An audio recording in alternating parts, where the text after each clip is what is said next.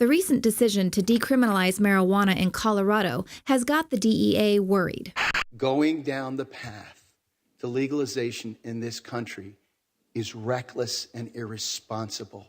It scares us. But it seems what's really scaring the Drug Enforcement Agency is the potential loss of blood money. Just one day prior to the Senate hearing this week, court documents revealed the DEA was smuggling billions of dollars in drugs with Mexico's notorious Sinaloa drug cartel in exchange for information on rival cartels. This is just another strike against the DEA that's causing the general public to question the drug trade's real source. Attorney General Eric Holder refused to prosecute HSBC last year when the bank was caught laundering billions in drug money for Mexican cartels. If you do prosecute, if you do bring a criminal charge, it will have a negative impact on the national economy, perhaps even the world economy.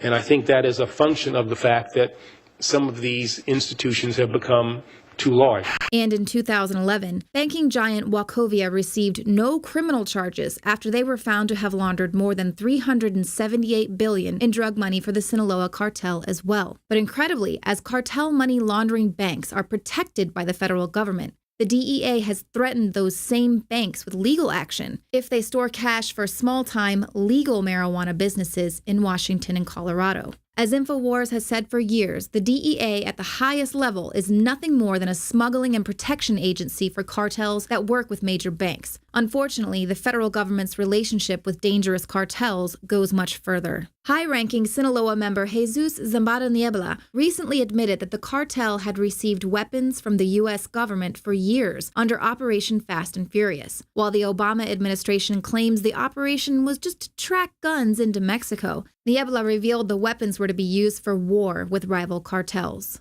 Ironically, Wednesday's Senate hearing was focused primarily on drug cultivation in Afghanistan, where the arrival of U.S. troops in 2001 has led to record-level opium production. The New York Times revealed one of Afghanistan's biggest drug kingpins was on the CIA payroll.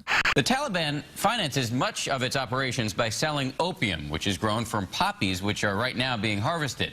So here's the question: why are American troops now helping Afghan farmers grow that opium? But back to this decision to legalize marijuana for recreational use at the state level. This is a bad experiment. It's a bad experiment. And it's going to cost the United States in terms of social costs.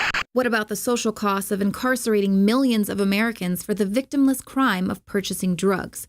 Drugs the agency itself has shipped in the country. Studies show the decriminalization of marijuana for recreational use could lessen the demand for illegal drugs being smuggled across the border. So what is the Drug Enforcement Agency so afraid of? Well, as states are reclaiming the powers reserved for them, as granted by the 10th Amendment, federal agencies are scrambling to maintain their stranglehold on the massive profits they receive from the illegal drug trade and the prison industrial complex.